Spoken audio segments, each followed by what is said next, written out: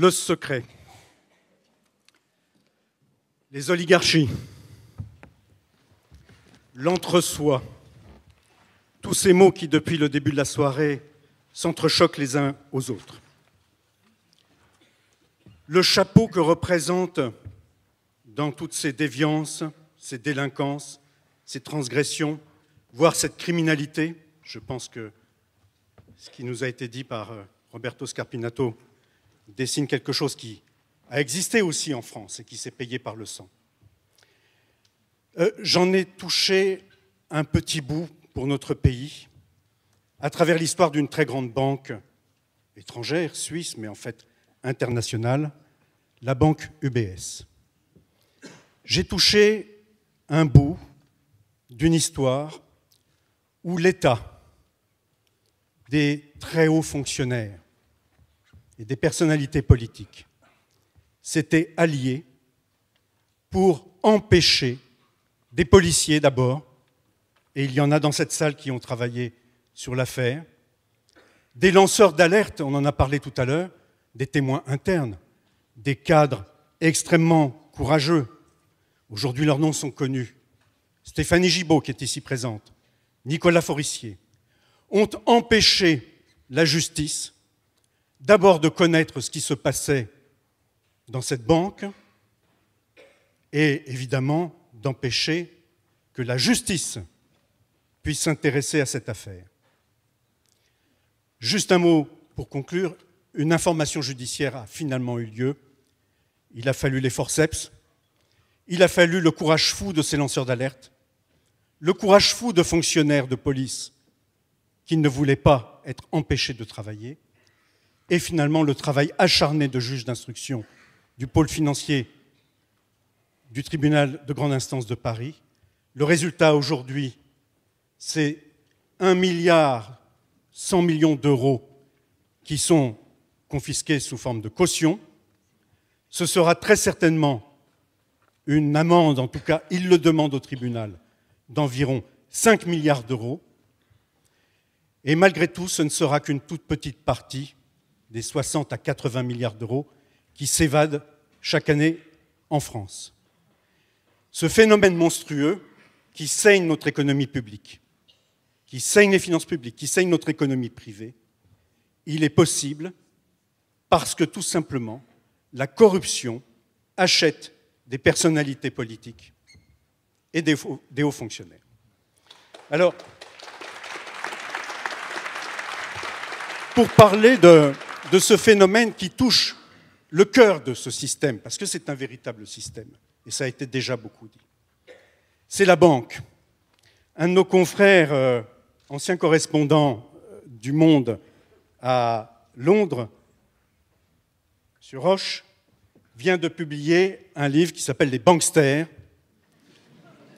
Oui, alors c'est intéressant parce que ce confrère était un confrère qui s'est défini lui-même comme tout à fait libéral, comme étant le journaliste qui suivait, dans tous les sens du mot, le système financier à Londres.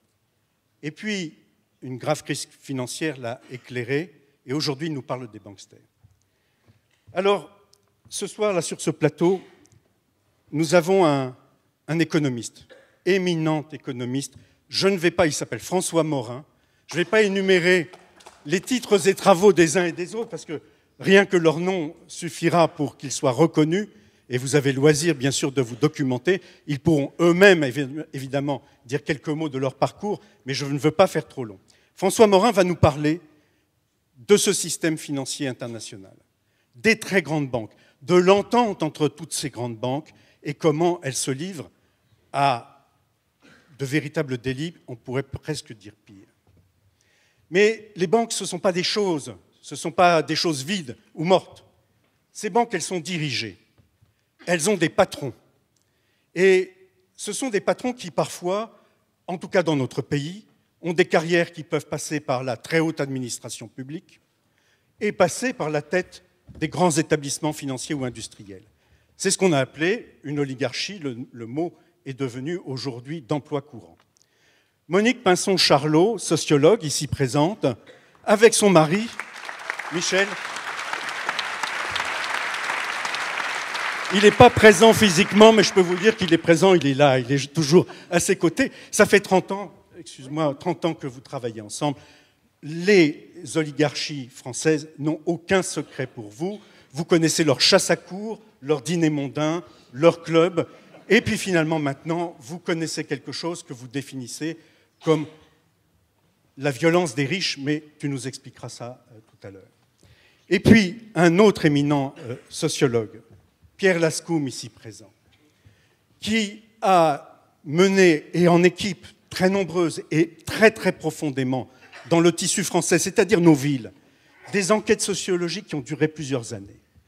Et c'était donc il y a maintenant quand même presque une dizaine d'années, et qui ont démasqué quelque chose de terrible. C'est que certes, oui, nous avons des élus corrompus, mais nous avons des élus corrompus qui sont réélus.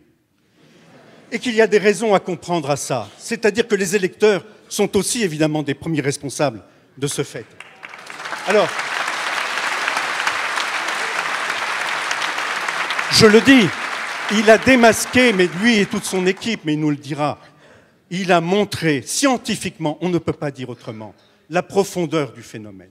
Mais récemment, il vient de publier un nouveau livre avec une criminologue américaine, Carla Nagels. Le titre lui-même est d'une force considérable, mais le livre encore plus. Sociologie des élites délinquantes, de la criminalité en col blanc à la corruption politique. Alors, il nous expliquera, je pense, dans un deuxième mouvement, comment il y a dans cet entre-soi des élites, de l'oligarchie, une autoprotection qui va jusqu'à édicter des normes, c'est-à-dire aussi des lois, et c'est le travail législatif qui peut être en cause. J'en ai été le témoin sur au moins 2 lois récentes, qui en fait sont des lois de protection des délinquances et des corruptions. Et puis, Cynthia Fleury nous a rejoints. Elle a eu un peu de retard. Elle aurait dû avoir la parole toute seule tout à l'heure. Mais finalement, ça tombe bien. Elle est ici parce que, je le disais tout à l'heure, à l'origine du mouvement d'opposition, de révolte, les lanceurs d'alerte, il y a tout simplement la question du courage de la vérité, de cet élan profondément philosophique et qui passe par la raison. Et c'est le travail des philosophes de nous l'enseigner, de nous le rappeler, et qui a à voir avec l'ensemble de cette machine de la corruption. Les électeurs qui votent pour des corrompus, ont-ils ce courage de la vérité que nous enseignent les philosophes, et notamment Cynthia Fleury. Je vous donne premièrement la parole, François, pour nous décrire cette hyperstructure, cette superstructure fabuleuse du monde financier mondialisé. Merci de me laisser la parole sur ce sujet qui est un peu peut-être en décalage avec tout ce qui vient d'être dit. Mais en effet, je vais vous parler de quelque chose d'assez précis, à savoir le rôle que jouent actuellement les plus grandes banques, celles qu'on appelle les banques systémiques, c'est-à-dire celles dont le défaut de l'une d'entre elles pourrait entraîner de nouveau un cataclysme mondial. Ces banques systémiques, elles sont peu nombreuses. Elles sont 28 au total. C'est une recension faite par le G20 de Cannes en 2011. Elles sont peu nombreuses, elles sont au nombre de 28 sur les 46 000 banques qui existent dans le monde. Mais ces banques systémiques, aujourd'hui, font l'objet de poursuites, d'actions qui sont intentées contre elles, comme vous le savez sans doute pour fraude fiscale, pour certaines d'entre elles, pour des délits d'initiés, pour du blanchiment d'argent. Mais ce soir, je voudrais insister plutôt sur des actions qui concernent leurs pratiques sur 2 marchés particuliers, parce que ces marchés, finalement, sont, pour chacun d'entre nous, tout à fait essentiels dans notre vie quotidienne. Il s'agit des marchés de taux d'intérêt, d'une part, je vais expliquer un petit peu ce que c'est, et puis le marché d'échange. Je vais commencer peut-être par le marché d'échange, parce que tout le monde connaît le marché d'échange. Qu'est-ce qui se passe aujourd'hui? Depuis quelques mois, on sait que, non seulement, évidemment, comme toujours, il y a de la spéculation sur ce marché, mais en plus, on a appris que les plus grandes banques manipulaient ce marché. Et effectivement, 6 d'entre elles, aujourd'hui, sont poursuivies.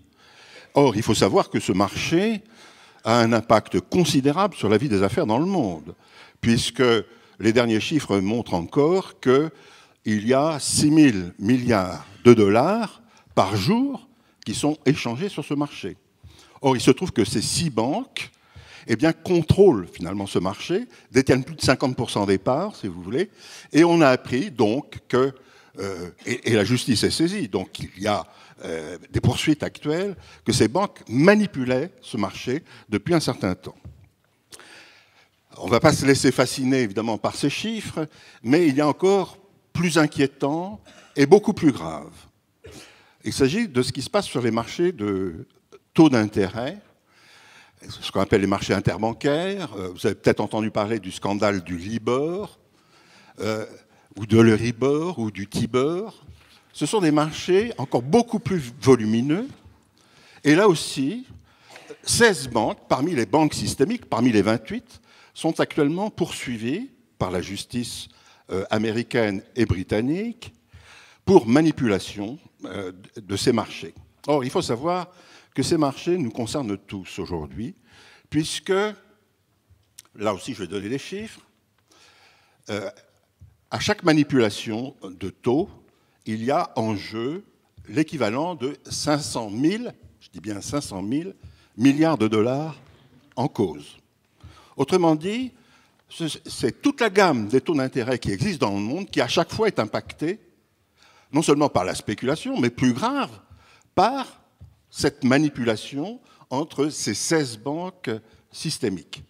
Donc vous voyez qu'on est dans un monde très particulier. Et évidemment, la question qui se pose, c'est de savoir, mais finalement, pourquoi en est-on arrivé là? Dans quelles conditions nous sommes arrivés à cette situation absolument incroyable, où nous sommes impactés directement par ce capitalisme financier des plus grandes banques qui agissent de cette façon? Eh bien, je crois qu'il faut comprendre que les choses se sont passées en 3 étapes. Je vais aller très bref. Première étape, précisément, la libéralisation du marché des changes, qui intervient au début des années 70.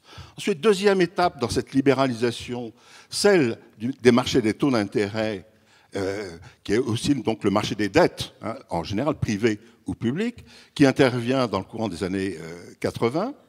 Et puis, dernière libéralisation, celle des marchés des capitaux, milieu des années 90. Le résultat de tout cela, c'est une globalisation, c'est ce qu'on a appelé la globalisation des marchés monétaires et financiers à partir du milieu des années 90. Et naturellement, les plus grandes banques ont voulu dimensionner leur taille à la taille de ces nouveaux marchés. Et elles sont devenues progressivement systémiques. Mais en même temps, en devenant systémiques, elles ont été à l'origine, depuis le milieu des années 90, des crises systémiques, dont la dernière que nous avons connue, qui a été provoquée aussi par ces grandes banques systémiques. Alors,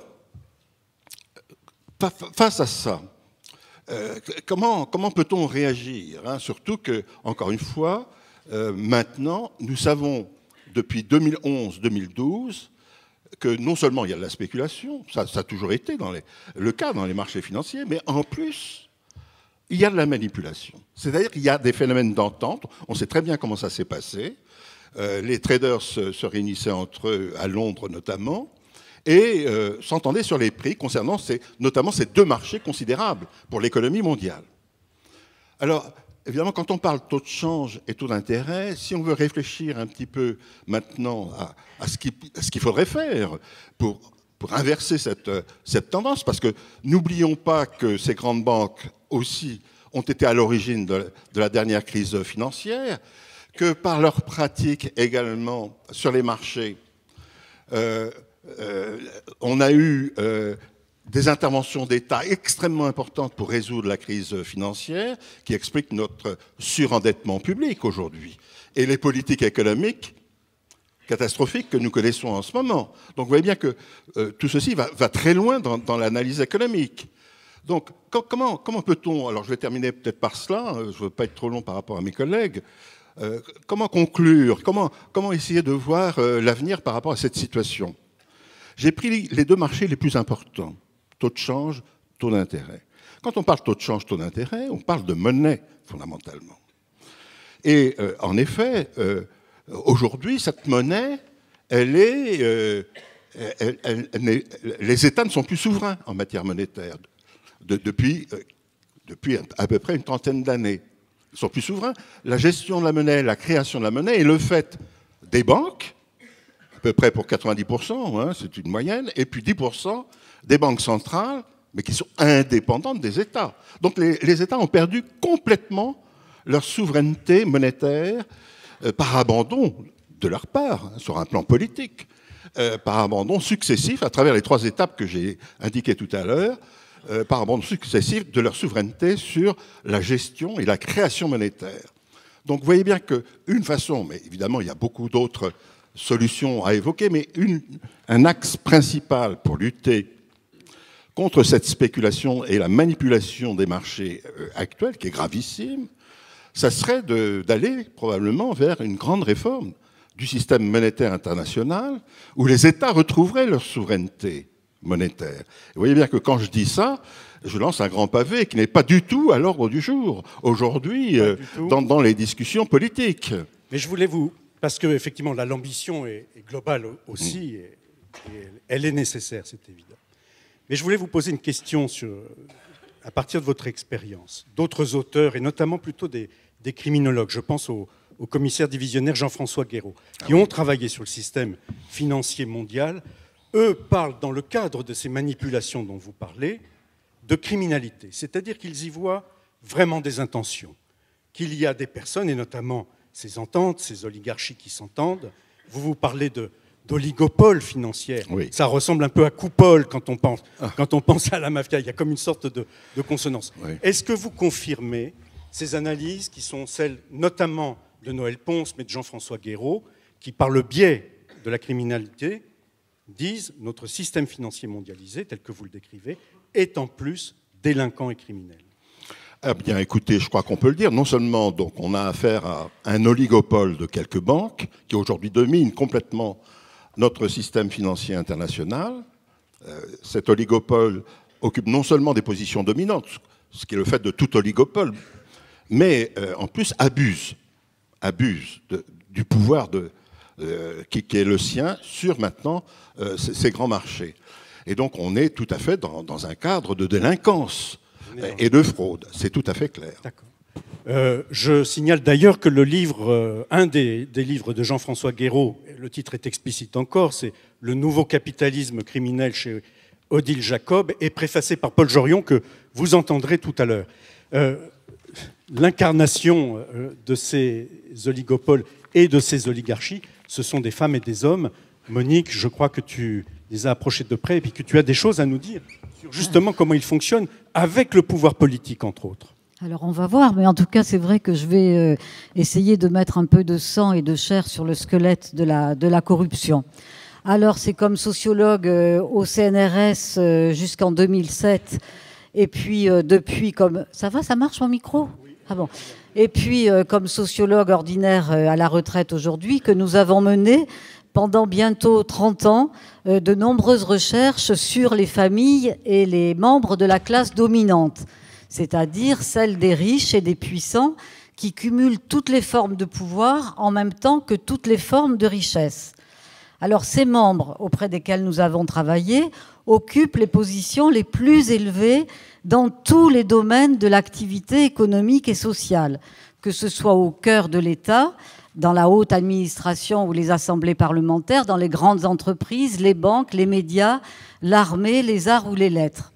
Tous ces grands bourgeois et tous ces nobles fortunés entretiennent des relations suffisamment constantes et proches pour que chacun, dans sa sphère d'influence spécifique, puisse décider dans le sens des intérêts de leur classe, et de leur classe seulement, dans un cynisme absolument étonnant et dans une violence qui nous fait parler depuis plusieurs livres maintenant d'une véritable guerre de classe que les plus riches mènent contre les classes moyennes et les classes populaires. Alors nous avons pourtant participé de manière très mondaine et très agréable à de nombreux dîners dans des hôtels des chasses à cour. Attends, mais laisse-moi, c'est moi qui le dis, hein.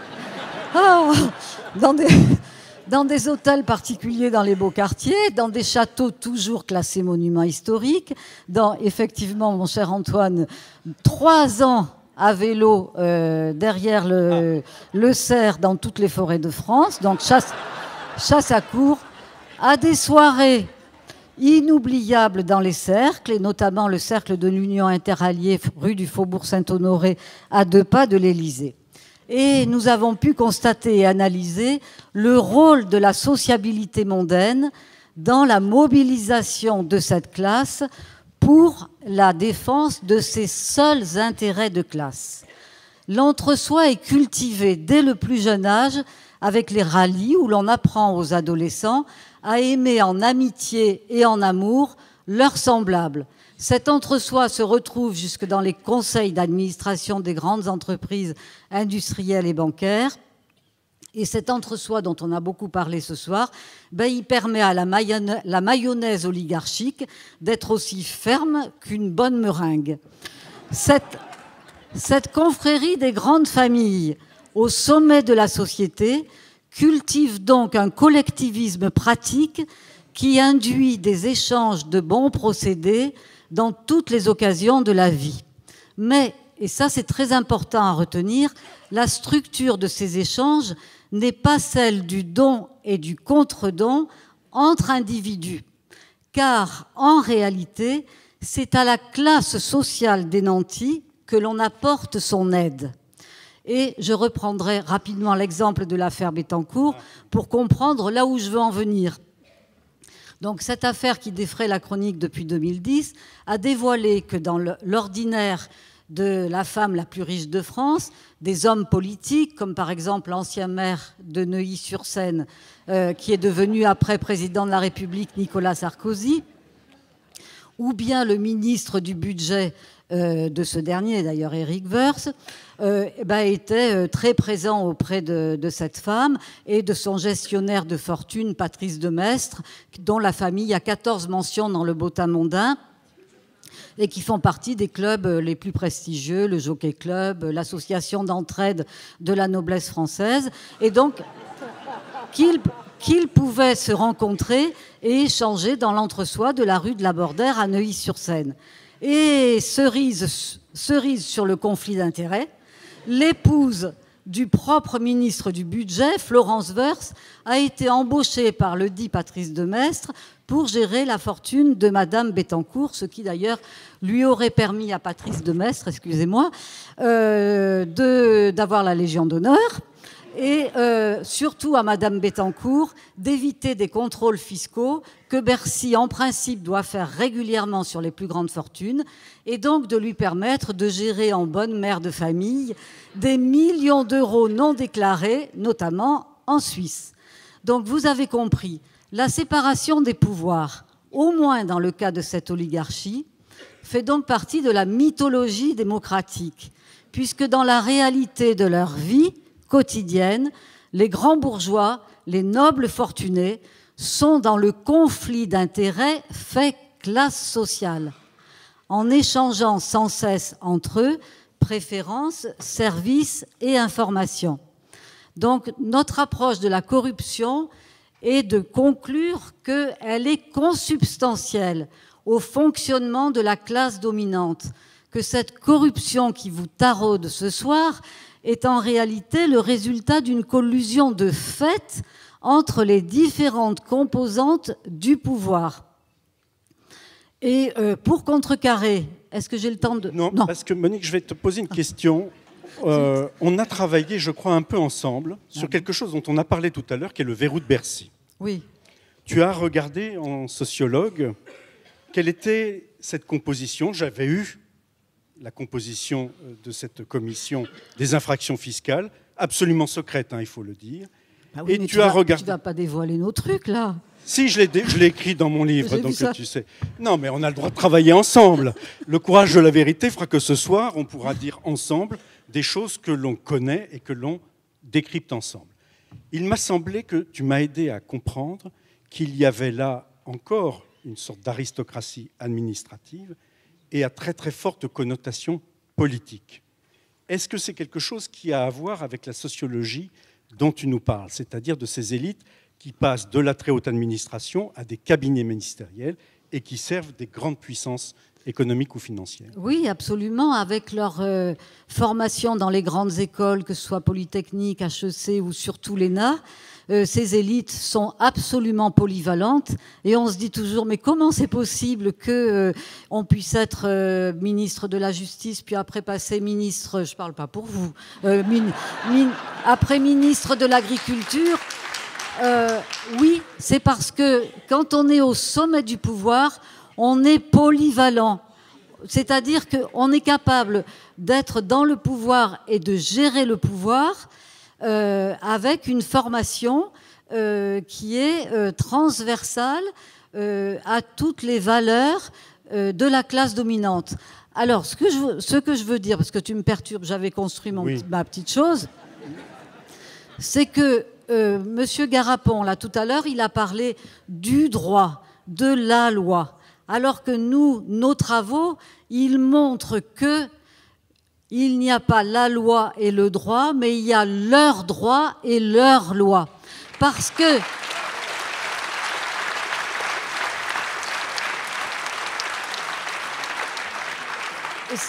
Ne me regarde pas méchamment, j'ai presque fini. Et donc, ce qu'il y a de très important, c'est qu'aujourd'hui, même avec un soi-disant pouvoir socialiste, vous n'avez pas 2% d'ouvriers et d'employés dans les assemblées parlementaires, alors que les employés...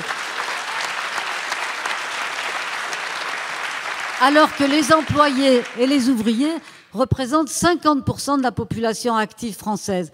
Alors que vous comprenez que si on mettait fin un peu à tout ça et qu'on casse les œufs et qu'on se fasse une bonne omelette, eh bien, il n'y aurait plus les petits arrangements entre amis et on pourrait faire des lois qui ne soient pas leurs lois, mais qui soient aussi nos lois. Et que ces lois ne soient pas la transformation, parce que ce qui est très important dans ce qui se passe aujourd'hui, c'est que c'est la transformation des intérêts particuliers de la classe dominante qui sont transformés en intérêts universels, en intérêts généraux. D'où les difficultés qu'on a à lutter contre la corruption. Monique, très bonne transition.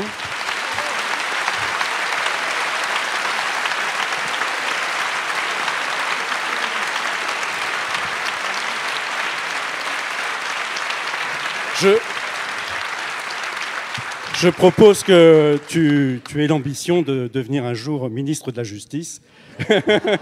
Et je viendrai manger l'omelette chez toi, en espérant que tu seras logé dans un ministère peut-être avec moins d'or au plafond que les ministères actuels. Je ne vise pas spécialement le ministère de la Justice. La loi, les normes, le fait de contrôler la norme quand on est dans ces élites, le fait d'être dans cette sorte de boucle d'euphémisation, de dénégation de la corruption, de la gravité de la corruption.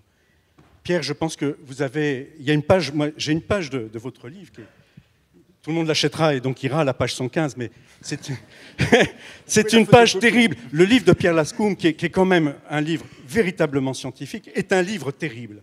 Quelque part, violence des riches, mais violence de la vérité. Alors, cette question de la norme, cette question de l'autoprotection de l'oligarchie. Merci. Avant de répondre sur ce point-là, je voudrais juste faire le lien avec l'intervention précédente. Peut-être c'est un auteur que vous connaissez, c'est un Néerlandais, il s'appelle Bonger, en 1905. Il a été le premier à écrire un livre qui s'appelle simplement « Criminalité et conditions économiques ». Et pour l'époque, c'est évidemment un propos tout à fait révolutionnaire parce qu'il osait écrire et démontrer, chiffres à l'appui, statistiques à l'appui, démographiques, économiques, judiciaires, que les classes populaires, les classes dites inférieures, les classes dites dangereuses, n'étaient pas les seules à commettre des actes transgressifs et de la criminalité, mais qu'au contraire, toutes les classes sociales étaient transgressives à leur façon par rapport aux ressources dont ils disposaient et par rapport à leurs propres besoins de pouvoir, leurs besoins de performance, les jeux de concurrence dans lesquels ils sont. Et donc je pense que c'est une idée qui finalement tout à l'heure Antoine Garapon disait qu'on a du mal à parler de criminalité oligarchique ou de criminalité bourgeoise ou de criminalité des hauts fonctionnaires, de criminalité criminalité des députés, ça sonne mal, vous êtes d'accord, on n'est pas... Voilà. Hein. Moi aussi, je fais un effort pour le... Voilà. Mais je pense il y a une inculcation mentale, idéologique qui fait que ce sont deux types on peut dire, de notions qui ont toujours été séparées. Et pour finir avec ce premier point, il me semble important, ça fait partie, quand vous dites qu'il faudrait casser des œufs et faire une omelette, je pense que ce qui serait important, c'est de voir, c'est que l'exercice du pouvoir, ce sont des fonctions, ce sont des responsabilités qui devraient être extrêmement normée, temporaire, et que, en ce qui concerne la corruption, la pire des choses qui s'est développée depuis le 19e siècle, c'est la professionnalisation. Vivre de la politique et la porte ouverte à toutes les formes de transgression. Donc, je pense que là, il y a beaucoup de choses et de propositions qui existent, bien sûr, pour limiter les mandats, le nombre de mandats, la durée des mandats, les cumuls de fonctions, etc. Pierre, je fais une parenthèse. C'est une question. Tous les spécialistes des affaires de corruption, des policiers, des magistrats, savent que le cumul de mandats et l'accumulation dans le temps des mandats est peut-être le premier facteur de la puissance politique qui permet la corruption, qui fait que le corrupteur est attiré par vous.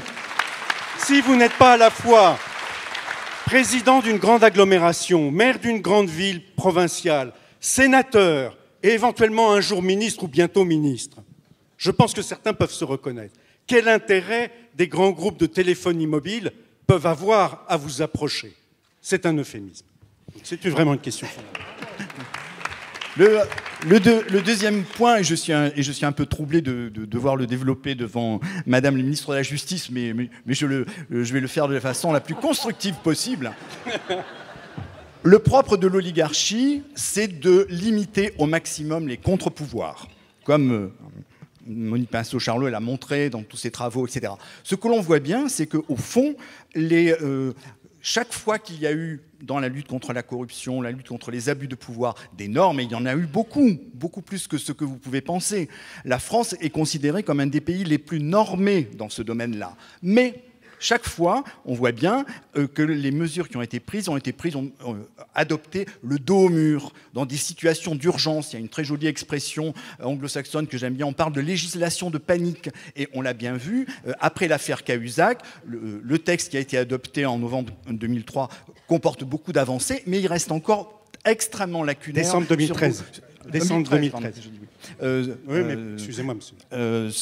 Reste beaucoup très lacunaire sur beaucoup de plans. Et par exemple, ce que l'on peut voir, c'est que, puisqu'il est souvent question ces dernières semaines de comptes de campagne, de contrôle des comptes de campagne, il faut savoir que cette commission se contente de travailler sur du déclaratif, qu'elle n'a pas elle-même de pouvoir d'investigation. Et que voilà. Le pouvoir de la commission de la transparence maintenant a été renforcé en 2013, mais auparavant, il était dans la même situation. Donc en fait, on crée des organismes de contrôle qui sont des structures extrêmement molles, et on peut dire qu'on le fait délibérément. Et puisqu'il est question de corruption, j'ai mon petit dada, ça s'appelle le service central de lutte contre la corruption, qui est un organisme qui aurait dû avoir des pouvoirs très importants et qui a été transformé comme un organisme, puisqu'ici, j'ai senti que ce soir, on pouvait employer des mots un peu faciles, donc il a été transformé en structure qui est à la fois manchotte et cul-de-jatte, c'est-à-dire qui n'a pas peur de développer un pouvoir judiciaire. Le Parlement d'un côté, puis le Conseil constitutionnel de l'autre, ont retiré toute capacité d'initiative à cet organisme. Et la liste est longue. Oui. Sachez que cet organisme a lui-même produit un jour un rapport resté secret sur le fait qu'il n'avait aucun pouvoir. Oui. Non. Non. Puisque par Internet, on a accès à tout maintenant, regardez les rapports annuels de la Commission sur la transparence de la vie politique, sur la Commission de contrôle des comptes, celle du service central. Chaque année, dans la conclusion des rapports publics, ces organismes font la liste de tout ce qui manque comme attribution et comme moyen.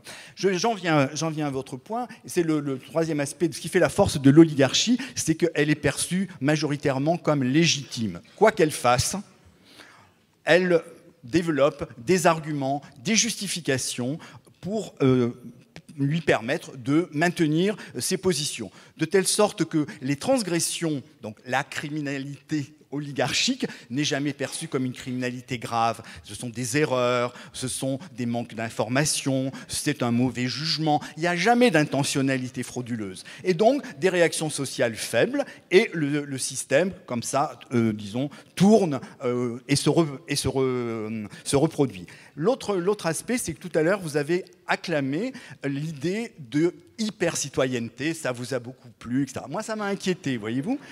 Parce que je pense que là, vous allez me siffler quand je dis que toute une série d'études comparatives européennes montrent qu'en France, il y a beaucoup de sous-citoyenneté. Mais pas au sens de manque de droits, c'est-à-dire manque de comportement citoyen. Et ce n'est pas simplement en dehors de ce théâtre, je pense que ça nous concerne tous, y compris les organisateurs. Ce que je veux dire, c'est que la France est le pays, fait partie des pays qui sont considérés non seulement, évidemment, comme les plus tolérants à l'égard de la fraude fiscale, c'est devenu une banalité, mais ça devrait être perçu comme un problème grave, mais que d'autre part, c'est le pays dans lequel, ça va dans le sens de ce que disait Antoine Garapon, le rapport aux normes est considéré aussi comme toujours très discutable. Les normes, c'est pour les autres. Mais quand c'est mon cas, quand c'est mon intérêt, quand ce sont mes enfants, regardez les uns et les autres ce que nous sommes prêts à faire pour contourner la carte scolaire, pour obtenir une place en crèche. Voilà. Je me permets de dire, il y a un livre de Pierre Lascoum qui vraiment nous raconte ça avec beaucoup de simplicité, tout à fait abordable, mais en profondeur, qui est le résumé, la synthèse de tous les travaux précédents. Une démocratie corruptible. Le mot lui-même, ce n'est pas les élites seulement corruptibles, c'est notre démocratie. Arrangement, favoritisme et conflit d'intérêts. Si je peux me permettre, Pierre, on va continuer, mais je pense que votre message est absolument fondamental. Il y a les élites, il y a nous autres, il y a notre sous-citoyenneté. Il y a un challenge entre nous. Vous avez cité un texte de 1905. Celui-ci, c'est un texte de Tolstoï de 1892. Alors, l'argent et le travail. C'est en fait la synthèse de deux textes, mais ça n'a pas d'importance. On est en situation pré-révolutionnaire et le comte Tolstoï, appartenant à l'oligarchie, alors là par excellence, comprend ce qui se passe. À l'heure qu'il est, après des siècles d'épouvantables violences, et quand ces violences, changeant seulement de forme, ne laissent pas de se commettre encore, quand tout le monde reconnaît que l'argent accumulé ne représente que la violence, quand on sait très bien que l'argent, qui représente véritablement le travail, ne forme que la minime partie de toute la somme d'argent accumulée par les exploiteurs. Oser affirmer que l'argent représente le travail de celui qui le possède, c'est proclamer une erreur et un mensonge révoltant. Révoltant. Voilà, c'est absolument révoltant. C'était en 1892. Vous imaginez que dans la Russie du tsar, quand on est un comte, écrire ça, c'est même plus le courage de la vérité, c'est la folie de la vérité. Cynthia, peut-être tu peux nous éclairer sur qu'est-ce qui se passe déjà ce soir et qu'est-ce que tu entends. Et le courage de Pierre Lascoum, qui même devant Madame la Ministre, a osé peut-être pousser des choses qui, du fait de son étiquette aussi scientifique, universitaire, ne se fait pas habituellement. Mais je crois que tous ceux qui nous ont précédés ont fait déjà ça.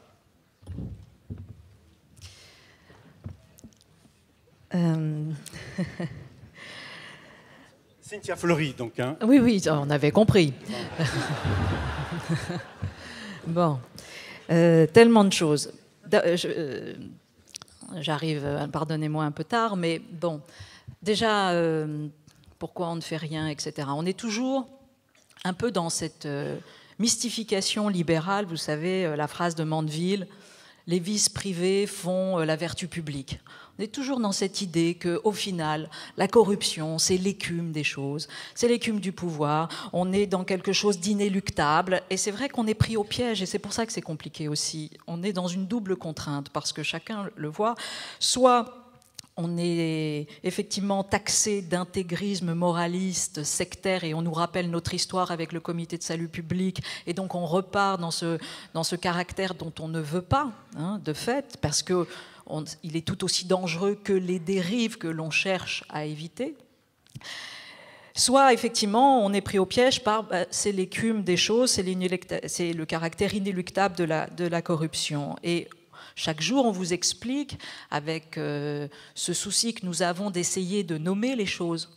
Tout à l'heure, Camus était cité, on peut citer Orwell. Orwell disait, voilà, la démocratie est en danger, la corruption commence quand précisément on n'arrive plus à nommer les choses. C'est-à-dire quand on ne veut plus nommer les choses, quand on ne peut plus, éventuellement, parce qu'on est mis en danger par le fait de les nommer, et pire, quand les nommer ne sert plus à rien. Et ça, on est aussi dans ça. On avait vu le mal, vous avez tous vu, tous les jours, nous avons un état de l'art considérable sur la corruption. Les chiffres, le travail des universitaires qui est énorme, des économistes de la régulation, les hommes politiques, certains d'entre eux qui le dénoncent. On voit ici le front commun que nous essayons de former pour précisément expliquer qu'il ne s'agit pas de mettre en place une république des juges, des magistrats ou des experts universitaires, que c'est pas du tout ça l'enjeu. L'enjeu, c'est qu'il se joue chaque jour un affaiblissement dramatique, mortifère de l'état de droit. Et que nous le consolidons par, c'est vrai, peut-être notre laxisme citoyen. Mais quand tout à l'heure vous avez commencé, moi j'ai pris beaucoup de notes. Parce que, je ne vais pas faire une déclaration magistrale ici, mais si, je suis nulle en économie, bien sûr. Enfin, pas bien sûr, j'aurais pu être un peu plus douée, mais de fait, je ne le suis pas. Or, la vérité est quand même se passe extraordinairement là. Il y a une montée en alphabétisation économique qui est absolument déterminante aujourd'hui. Vous ne pouvez pas accéder à une citoyenneté de droit si vous n'avez pas un tout petit peu de notions scientifiques, parce que vous avez 2/3 du débat qui est absolument mangé par la science. Très bien, hein, c'est pas du tout, attention, hein, c'est pas, mais à ce moment-là, ça veut dire qu'il faut une alphabétisation scientifique pour commencer à comprendre ce qui se passe. Et de l'autre côté, vous avez une sphère financière et économique qui a pris absolument la main et qui, de fait, nous demande aujourd'hui, pour exercer notre citoyenneté, un véritable travail de notre part. Alors, Or, nous ne faisons pas ce travail de formation parce qu'il coûte de l'argent. Moi, je milite beaucoup pour la création de temps citoyen dans les entreprises et pour que demain, enfin, il y ait même un revenu, une allocation universelle pour que chacun participe. Hein, c'est-à-dire qu'à un moment donné, s'il s'agit de faire une citoyenneté active, il faut être formé. Formé, c'est de l'argent, c'est des enseignants, c'est etc. Donc, bien évidemment, c'est une organisation globale. Bon, tout ça pour vous dire que, voilà, chaque fois qu'on nomme les choses, on est accusé de faire le jeu du FN, et en laissant la corruption, on est accusé de faire le jeu du FN. Donc on est pris dans un double bind, ce qu'on appelle un double bind, une double contrainte en psychanalyse, ce qui est profondément pervers, alors qu'il s'agit de mettre des règles, somme toute, assez simples. Sur la supercherie qu'avait été la loi de séparation bancaire, c'était tellement une honte, tellement. C'est-à-dire que vous avez je ne vais pas les nommer les noms parce que ça ne sert à rien, mais vous avez les banquiers eux-mêmes qui viennent au Parlement expliquer que cette loi ne servit, que tout va bien. Ils venaient à l'Élysée. Non mais à l'Élysée encore, on pourrait penser au Parlement, c'est-à-dire au Parlement expliquer que cette loi viendrait les déranger sur 2% de leurs activités. Même pas. Même pas. Ils le disaient eux-mêmes. Donc si vous voulez faire des lois qui adoubent à ce point-là les dysfonctionnements, c'est précisément mettre en danger la loi. Donc,